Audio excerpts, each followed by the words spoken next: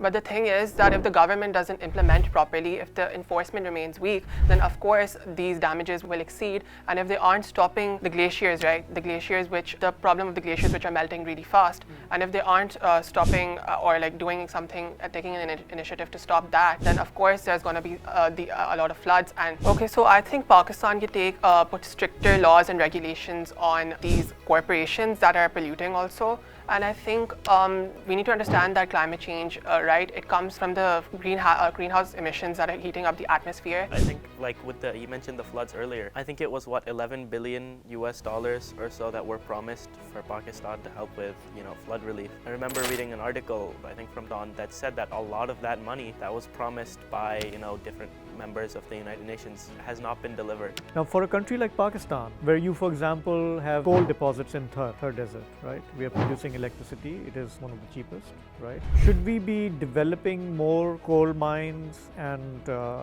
coal power, or should we be taking a different course of action? I think we should go for more renewable energy resources. I mean, obviously, like you said, there are a bunch of small things, keeping the lights off, using less water, things like that. I've also done similar things where it's like beach cleanups here and in Dubai, where it's that thing of, you clean up for a day, you come back the next day, it's just as bad or worse. We can destroy the planet, but we can also fix it. More and more young people contribute and raise voice about it.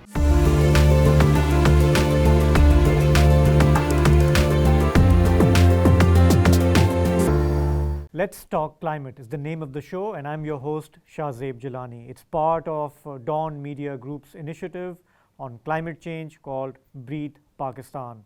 On today's show, I have two young adults talking to me about climate change. I have with me Shahmeer Baqir. You are a student in Dubai, A-levels, right?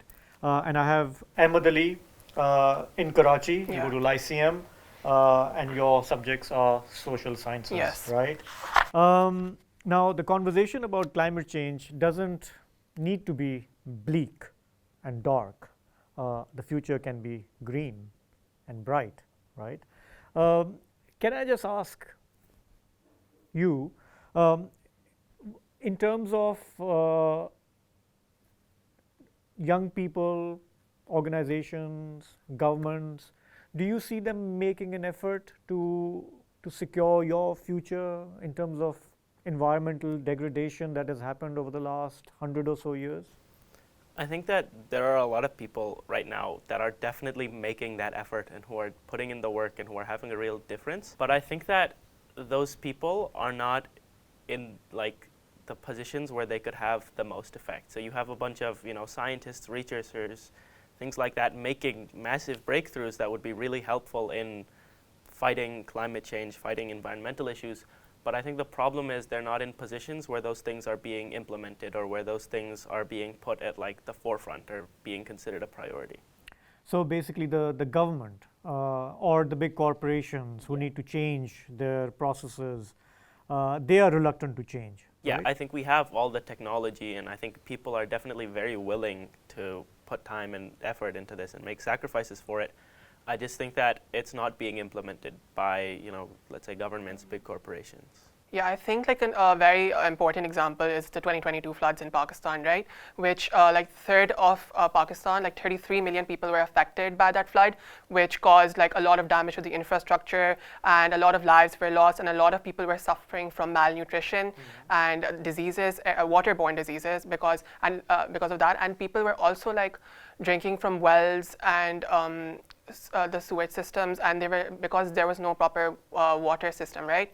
So obviously the government had the National Disaster Management Plan in place, and they also had the Sindh Environmental Protection Agency also in place. But the thing is that if the government doesn't implement properly, if the enforcement remains weak, then of course these damages will exceed. And if they aren't stopping the glaciers, right, the glaciers which the problem of the glaciers which are melting really fast, and if they aren't stopping or doing something, taking an initiative to stop that, then of course there's going to be a lot of floods. And what can the Pakistani government do to prevent glaciers from melting?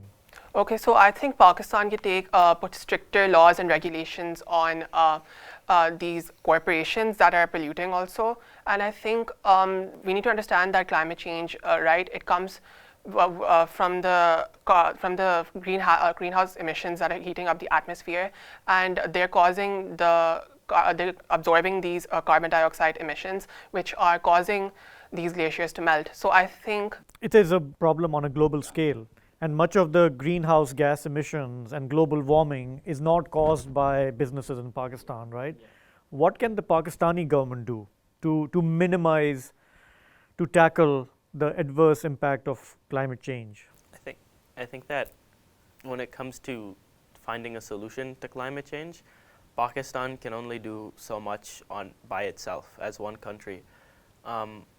Like if the goal is to end climate change, then I think we would need cooperation on a global scale. But if we're looking at, what can Pakistan do, I think it becomes a question of damage reduction. Yep. Because at some point, there is, even if we stop all carbon emissions by tomorrow, there's still going to be an effect. Yeah, yeah. So you've heard of mitigation, adaptation. Yeah. Do you understand the difference between the two? This is jargon. Yeah. Every time there's conversation about climate change, you will hear this often. Do you understand the difference between the two? My understanding, mitigation is stopping climate change from getting any worse, whereas adaptation is changing our own behaviors so that we're less negatively impacted. So last year I was in Swat Valley and we went up in the mountains in an area which has been affected by melting glaciers, entire villages being swept away, right? And there's a program running there by UNDP where they are helping local community with mitigation, adaptation through early warning systems, for example. If you know that a glacier is starting to melt and if you have warning, you can evacuate an entire village before people drown and there's devastation. They were also working on making stronger protective banks. So when the flood, or when the glaciers melt and when there's flooding, you can protect villages. Those are the actions that governments can take on a national level. But the problem in Pakistan is it is a poor country. It is short of resources, and it goes to these climate change conferences asking for money. Like COP. Yeah, and that money doesn't come through. Yeah. Right? I think like you mentioned the floods earlier. I think it was $11 billion or so that were promised for Pakistan to help with flood relief. I remember reading an article, I think from Dawn, that said that a lot of that money that was promised by different members of the United Nations has not been delivered. Yeah. And I mean, like Pakistan, we have other issues to solve. Like, there's only so much money we can allocate. And when the money we're promised isn't coming through, I mean, it puts us in a very difficult spot. Have you heard of loss and damage? Yeah. It is something that came up in the last couple of climate change conferences where poor countries are saying that because they're saying to the industrialized rich world that your actions have caused devastation in our part of the world, we don't have resources to deal with it, and you must pay. Right? Yeah, so basically I'm pretty sure that Pakistan ranks 8th on the Global Risk Index, and that's because it isn't Pakistan's fault initially, because these first world countries, United States of America, China and India, they're the ones who are emitting the most, emitting carbon the most, and they should be held accountable. And the fact that they're not giving the funding that we need as developing nations, then that slows down the process. Okay, don't forget your next door neighbor, India and China, on the same path of environmental degradation. I mean, yes, the rich industrialized Western world is responsible, but there are other countries in the race who are also, contributing to global climate change, and they are resisting any kind of caps because they are saying, look, it's our right to develop as well. You guys did it, now it's our turn. How can you stop us? Does that argument hold weight? it's kind of like, oh, you go low, we'll go lower. It's like you did this, Mm. that's bad for everybody. Mm. Why shouldn't we be allowed to do the same thing that's bad for everybody? Mm. So I think that while, I mean, the justification makes sense, I don't think it's helping anybody. Yeah. So what we've seen with China, for example, increasingly now saying, fine, we are not going to be focusing on coal and fossil fuels, we will develop renewables. And hence, China is making the cheapest solar panels, promoting windmills, right? Now, for a country like Pakistan, where you, for example, have coal deposits in Thar Desert, right? We are producing electricity, it is one of the cheapest, right? Should we be developing more coal mines and coal power, or should we be taking a different course of action? I think we should go for more renewable energy resources. Like, we do have a lot of untapped resources, and I think we should we should have these solar panels and these water dams and reservoirs which generate electricity. Because of the fact that this can generate electricity and it's not damaging the environment at the first place, then we can get this. But the issue is, most people cannot afford these expensive things, and the people who are selling them, they can't sell them at the cheap price because they're so costly, right? So I think we should first develop our coal mines and then import them and then get the money, and then we should start developing our renewable energy resources. So 2024 has been a year of massive boom for solar imports, right? I was reading somewhere, I don't know, gigahertz, and the reason is not necessarily climate change, it's just cheaper. And so a lot of people believe that if you make it viable for me to buy, for example, a hybrid car, I will prefer that. At the moment, hybrid car is more expensive. Electric vehicle will be even more expensive, right? So only the really super rich can afford it. But once the solar panels become economical, that's where I will go, rather than paying these huge electricity bills, right? So some of that is economics, right? Now I'll ask you, for a country like Pakistan, and I don't know how much interested you are in politics, our people are obsessed with politics. Our news channels are obsessed with politics. In a country where people think that climate change is a luxury that we will deal with at some point, which is a country which is economically struggling, politically unstable, how do we get our politicians to put this at a higher priority, to make it part and parcel of their planning when they are making a Malir Expressway road, when they are building some new project? How do we make them care about sustainable development? Well, I think part of the issue is that politicians will always talk about the issues that they know the people care most about. Right. So I think the issue right now is that a lot of people here have more, I won't say pressing, but more like immediate issues than climate change. It's very easy to think about climate change when you're not worried about where your next meal is coming from. So I think for a lot of people where they have very immediate financial, economic struggles, climate change isn't a big issue for them at that moment, which is why, if they don't care about it, their politicians won't. So I think it becomes a matter of how can we have both? How can we have, people caring about obviously the issues that affect them while also understanding that, the climate aspect is a very big aspect. So I think that comes with a lot of education about, what exactly From the is going to happen. Our main political parties and politicians, is there anyone you see caring a bit more about environment than others? Okay, but not to be political, but I don't think the current parties in power care really much about being in taking initiative in climate change. I think they're more about we need to hold power and we need to make sure that nothing comes in our way. And let's say we hosted this climate march, my college hosted this climate march, and we did protest, but it did nothing because the government right now does not care enough to address this issue. So then it's what's the point? People lose that motivation to even try to go for this initiative, because it seems silly to them that, we have the issue of poverty, we have people dying, why should we care about climate change? That's the issue of first world countries, that's not the issue for us, right? And even the politicians have that mindset. Right. I mean, It's not true that it is not a matter of life and death for our people. I mean, floods are an example. Yeah. Millions displaced, right? And poor people suffering the most, Yeah. right? Do you know what happened after that in terms of rehabilitation? In terms of the floods? Yeah, after the floods. Yeah, I know. So basically, the Sindh Environmental Protection Agency, they were being sued by multiple people because of the fact that they did not put early surveillance systems. Like they were trying to, but the funding did not come through. And then they were like, oh, the early warning systems were not in place. We sent letters and nothing was coming out of that. And therefore the enforceability remained weak. So then there was this infrastructure that was destroyed and they had billions of dollars to repair.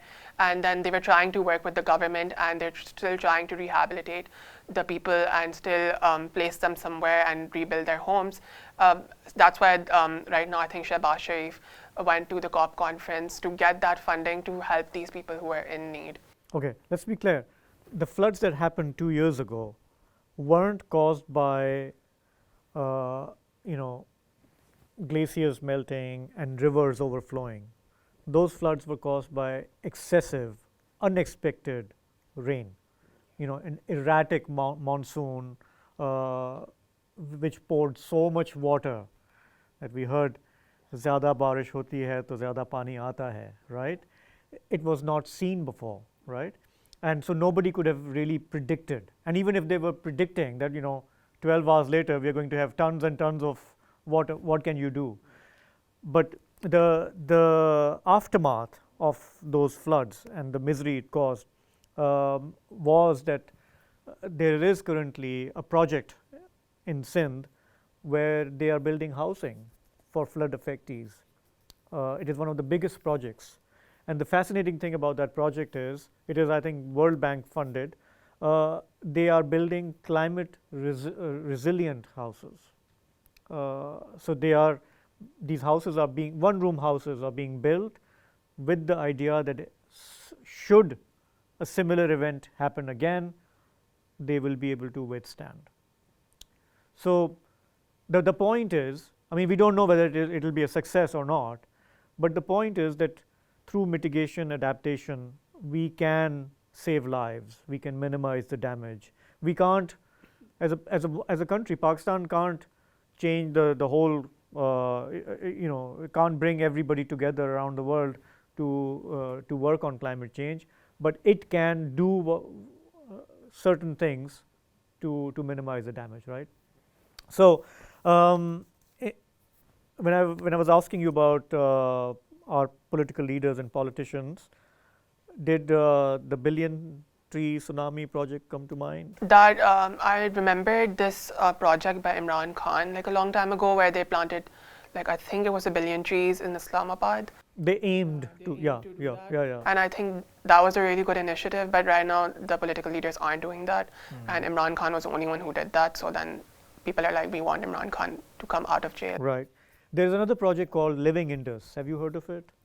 Again, it was launched in the previous government, but it is continuing. It is about, our river system, our canal system, how to harness it, how to use water more efficiently in agriculture, for example, and so on and so forth. So there are some initiatives at the government level, but you're right that creating more awareness among young people, making it good politics for politicians to pay attention to climate change can probably help focus minds.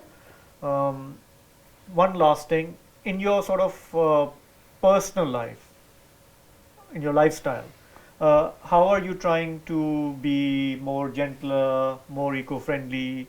I just want to hear maybe some baby steps that you are taking. Okay, so basically when the lights are on unnecessarily, I close the lights, and when water is leaking somewhere, obviously we get that fixed, or we turn the water off so that water is not wasted. And then I've also been to a few beach cleanups at Seaview, and I've cleaned it up, but then every time all the trash just comes back, so then we're like, what can we do? How many beach cleanups can we host if the government's not putting any strict regulations on that? And we also had this climate march, which I went on, And then we also had this collaboration Make Pakistan Green initiative, which was between Lyceum and Bayview Academy, where we were planting trees and trying to raise awareness within our schools and people and parents. Yeah. So look, it's really important to be realistic about the activism that you're doing. When you go to clean up the beach, you will come back home feeling good that I've done something positive today. But when you go back the next day, the trash is back. So one has to think sustainability of activism as well. Whatever you are doing, how are you going to sustain it? I remember many years ago when I was teaching at Lyceum, I took my entire class. We adopted a park in Clifton, and it was just a kind of, it was a trashy area. We got it cleaned up. We teamed up with a local NGO. The students went and we planted, baby trees there. And I think I moved on. And then years later, I came back and it was a proper park. And I was like, okay, so somebody did take care of it and sustain it. And when you see the fruit of these things, you begin to have faith that yes, we can make a difference, right? Going to climate change march, you may feel that it was kind of pointless, but the good thing would be that you got connected with other people, who also care about the same thing that you do, and something good can come out of it. How about you? Obviously, like you said, there are a bunch of small things, keeping the lights off, using less water, things like that. I've also done similar things where it's like beach cleanups here and in Dubai, where it's that thing of, you clean up for a day, you come back the next day, it's just as bad or worse. Yeah. But then I also try to get involved with a bunch of school initiatives. So our school in Dubai has switched to, there are a bunch of clubs. I think in past years, one of them convinced the school board to switch to solar panels. To be more sustainable, and I think those are the types of changes that you're really looking for, where it's rather than a one-day fix, you're looking for a structural underlying change. Couple of years ago, I was in Germany and I went to my kids' school. It was an international school, talking to senior students. And I was really thrilled to find out, they did a survey a couple of years ago around the world of people your age. And they asked them, of all the things going wrong in the world, like wars and conflict, poverty and everything, what's the number one issue that really focuses their mind? And it was climate change. And I feel, I'm hopeful, I'm quite optimistic. We can destroy the planet, but we can also fix it if more and more young people contribute and raise voice about it. Thank you so much for coming into Dawn Studio, and I enjoyed talking to you. Best of luck. With that, we close the show. Join us on other shows. Follow our Instagram, Breathe Pakistan, a campaign by Dawn Media Group.